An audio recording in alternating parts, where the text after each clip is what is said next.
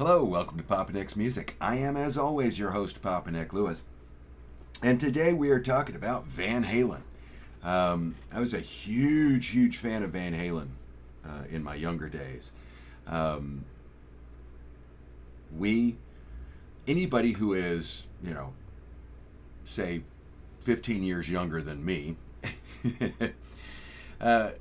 will have grown up and lived their entire lives in a world where Eddie Van Halen was already established. And that means you're just not going to know how seismic an event Van Halen 1 was when it came out. There are a few things that I can point to in my life where, okay, music before this thing had a certain feel to it, and after this thing it had a completely different feel. And one of those things is Van Halen, particularly Eruption. Eruption changed. It was a seismic event in rock history. It changed the way we thought about guitars, what guitars could do, and all that sort of stuff. And I was there.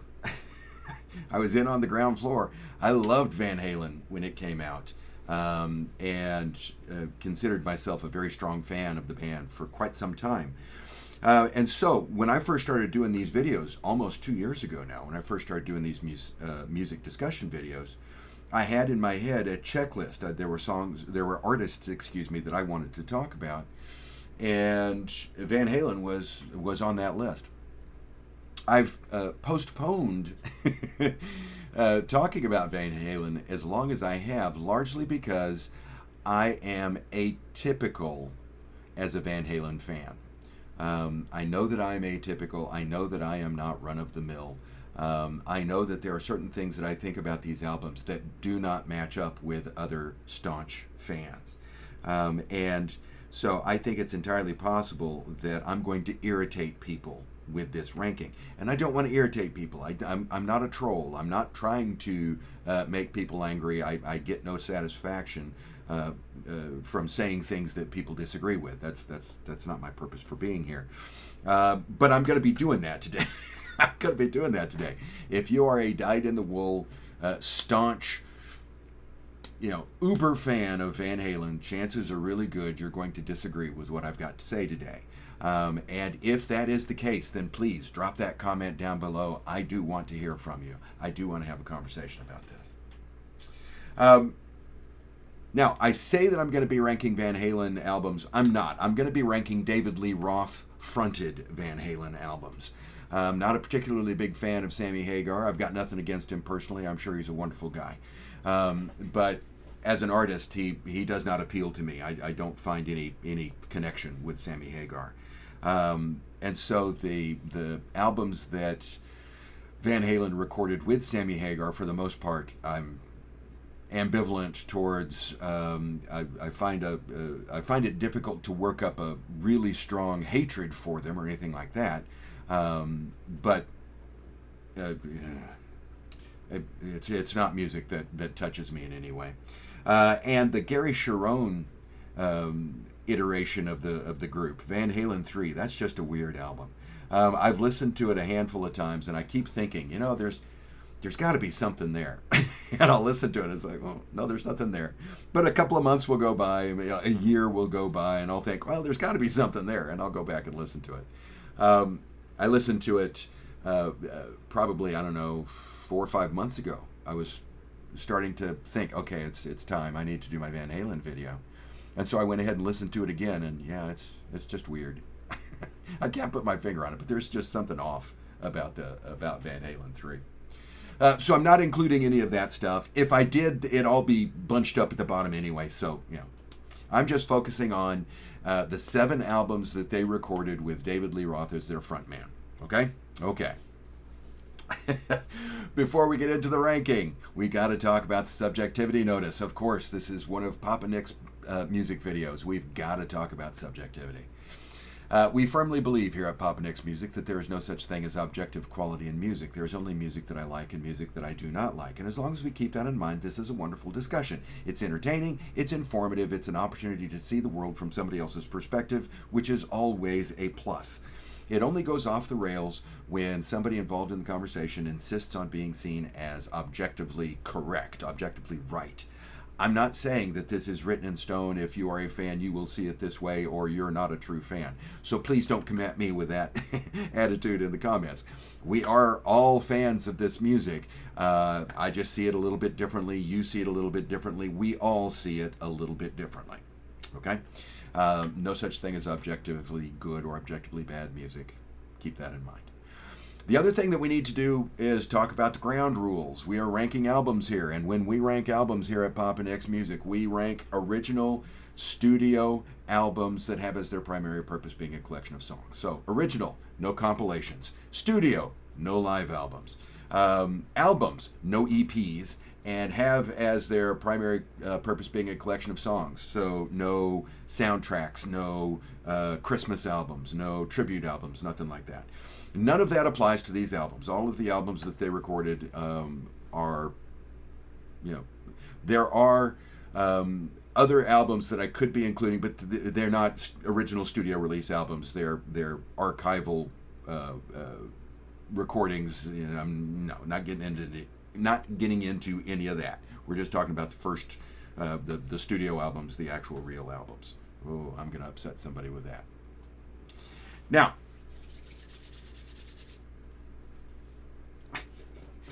before I get into the ranking itself, I know that everybody wants me to just get to it and stop all of this preamble nonsense.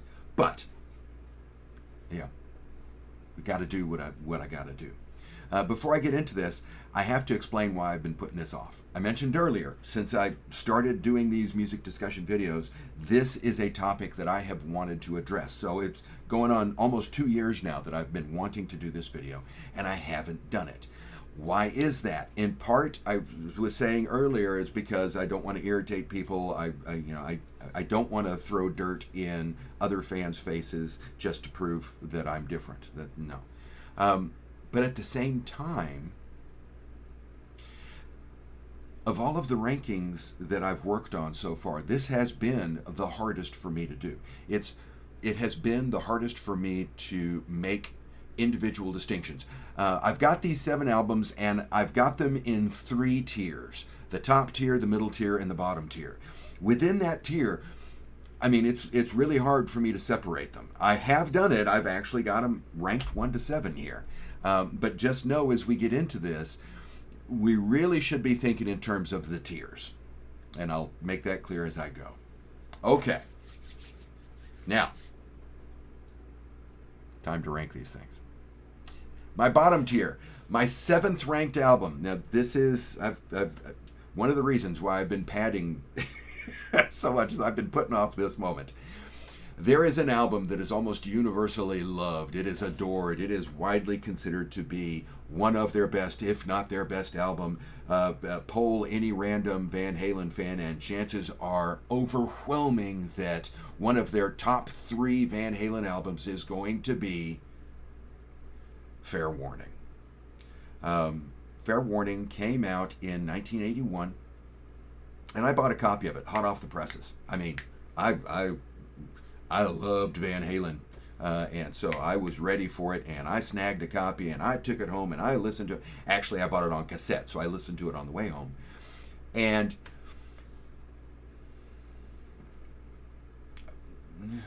it didn't thrill me. At no point when I was listening to that album the first time did I think, ooh, this was worth the wait. I listened to it again, and again, and again. I'm gonna, I've got a track record with these guys. This is the 5th album. Oh, 4th. This is the 4th album that they released. So, I had invested in this band up to this point, and so I was not just going to brush it off. I tried, and it just never connected. I had friends who loved it, who thought it was wonderful, and I never understood why. To this day, I don't understand it. The only song on the album that I really enjoy listening to is Unchained. And even that, I think that's a good Van Halen song, but I don't necessarily think it's a top tier Van Halen song. The rest of the album, no. I mean, it's the only one that I'm having to do a pop-up for because I don't have a copy. I used to have a copy. I recycled it out of my library, and I've not ever felt the need to replace it. So, coming in at number 7, 1981's Fair Warning. Coming in at number 6, this is the other album that makes up the bottom tier.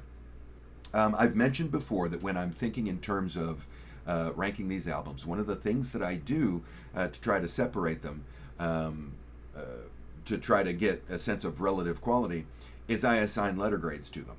This bottom tier, these are C albums. Fair Warning gets a C from me. I mean, it's not bad. It's not something that I listen to and cover my ears and run screaming into the night. There's nothing in it that makes me want to recommend it to anybody, right? My other C album, and it is a straight up C, is 2012's A Different Kind of Truth. This is not a bad album, but it's not all that great. I've listened to it, I don't know, 3 times maybe since I bought it. Bought it as soon as it was released, played it, and thought, oh, that's not bad. It's not as bad as I was afraid it was going to be. I played it another couple of times in that vicinity just to see if it would catch on, and it never did catch on. It's not bad. I still have the copy of it. I haven't recycled it out of my library yet. So of these two that essentially I've got the same comment for, they don't connect to me all that strongly. I don't see anything objectionable about them. I just don't feel I can recommend them. Fair Warning comes in at 7, and this one comes in at 6 because I still have a copy of this one, and I long ago recycled out my copy of Fair Warning. Okay, so number 6, Different Kind of Truth from 2012. Okay, so that's my bottom tier. Now let's talk about my middle tier. I've got 2 albums in my middle tier, and they both have essentially the same grade. They're low A, high B. They're hovering there in that space between A minus and B plus. I've got them in the order that I've got them because of the affection I have for the individual songs on each album, the songs that I like on each album. I would make the same comment about both of them. They are uneven. They have some songs that I really like, and then some songs that they're okay, but they don't compare, right? We've got peaks and valleys, and the peaks are really good, and the valleys are kind of ho-hum, kind of workmanlike. They're not bad. They just don't compare all that favorably to the peaks. And so, as much as I hate on any given day, these could go in any order, I've essentially got these 2 albums, and they might as well be tied, but I'm going to go ahead and say that my number 5 album is 1984's 1984. I bought this on vinyl, or I had a copy of it on vinyl. I may have received it as a gift. But I had it on vinyl when it first came out, and I recycled it out of my library. I recently, like within the past 5 years or so, got a hard copy, replaced it with the CD. And I mean, when this album is good, it's very good. Jump is great. Panama is great. I'll Wait is great. But Girl Gone Bad? House of Pain? Drop Dead Legs? Hot for Teacher? I mean, apart from the bass drum intro, I mean, that's, kudos Alex. That's some good footwork. But the rest of the album is, I mean, it's not bad. It just doesn't compare all that favorably to the stuff that's better, I don't think. So I would have at number 5, 1984 from 1984, and at number 4, I would have 1980's Women and Children First. Now, at the time, back in the early 80s, when I was, if I'm being honest, a bigger fan of Van Halen than I am now, I still consider myself a fan. I still listen to these top 3 albums all the time. But back then, this was my favorite album. When it came out, I liked this one better than the first 2. Largely because at the time it sounded more, I'm going to say mature. It's not really the right not really the right word, but that's kind of how I thought of it at the time. I thought the first 2 albums were good, but they were good in a high school kind of way, whereas this struck me as being good in a college kind of way, right? Even though I wasn't in college yet. I liked this one a little bit better.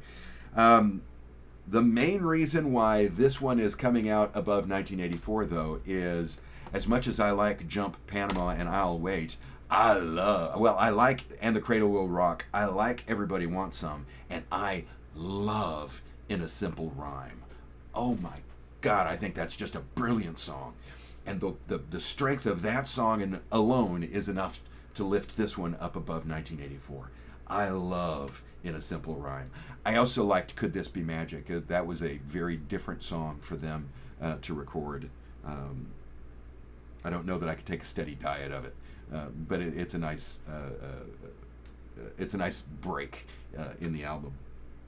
But overall, this is a good album with one just stellar, sinus-clearingly fantastic, beautiful song on it. In a Simple Rhyme is, yeah, it's like in my top 5 of Van Halen songs across the board.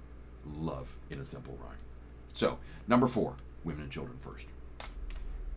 Now, we're up to the top 3. The top 3, these albums are all good, strong A albums. This first one's going to get an A. The other 2 are going to get an A+. You know the discography, so you know what's up here, and you're already gnashing your teeth because one of these is up here, and Fair Warning was down at number 7, and I'm sorry. That's just the way it is. I can't help it. I like Diver Down. I've always liked Diver Down. My number 3 Van Halen album is Diver Down, and I'm giving this thing an A. I know the complaints. Oh, there's too many covers on it. That's true. There's a lot of covers on here. This is an album that just screams, we aren't ready to record an album. We don't have enough material to record an album. Okay, so we're going to do covers instead, right? Everything about this album says, yeah, we're banging this thing out because, contractual obligation almost. So yeah, it's cover heavy. But those covers are fun. Where Have All the Good Times Gone? I mean, I'm a Kinks fan, but if I'm going to listen to Where Have All the Good Times Gone, I'm going to listen to Van Halen's version. I'm not going to listen to the original. I liked their cover of You Really Got Me on their first album. I don't think it's better than the Kinks original. Where Have All the Good Times Gone? I think that's better than the Kinks original. Dancing in the Street. I like that. Even Happy Trails. That's fun. This album is fun. It sounds fun. They may have been miserable when they were doing it, but boy howdy, they hid that misery. I enjoy listening to this album because this album is fun. And so the basis of that alone, this thing gets an A. I will be completely honest. If I'm going to listen to any Van Halen album, chances are overwhelming. If I decide, hey, it's a good time to listen to some Van Halen, this is probably the one I'm going to put on because it is as fun as it is. So there's an argument that says I should have that ranked number 1. I can't quite put it at number 1, but it's definitely in this top tier. It's the one I'm the most likely to listen to, and like I have said 7 million times now, it's fun. It doesn't hurt that it also has the songs Little Guitars and Secrets, both of which I think are fantastic songs. Very well written, very well executed. I love those 2 songs. If I'm doing my top 10 Van Halen songs, I very well may do sometime here in the near future, chances are overwhelming that number 1 is going to be Little Guitars and number 2 is going to be Secrets. It's just, I love both of those 2 songs. And the strength of those 2 songs alone is enough for me to give this thing an A. The fact that those two songs are there and the whole album is as fun as it is makes me feel confident in giving it an A and putting it in this top tier. My second ranked album, okay, these 2 albums both have, and you know what they are, they both have, I've given them the grade of A+. I think they're both perfect albums. By way of quick reminder, when I say perfect album here at Papa Nick's Music, we define perfect album as it is an album first that has no skippers. It is an album that you can't imagine anything that could be done to it that would make it better. You can't, not just that Well, I think I could do better. That's not what I'm saying. What I'm saying is I can't imagine anything that Van Halen could have done that would have made them better, right? I wouldn't alter the track order. I wouldn't alter the production. Just across the board, every decision they made, as far as I'm concerned, was correct. Third quality that a perfect album has is that it feels superlative in some way. There's something about it that makes it stand out, which is very subjective and very fuzzy. And then fourth, when you listen to it, you want to listen to the whole thing. You don't want to take it in bits and pieces.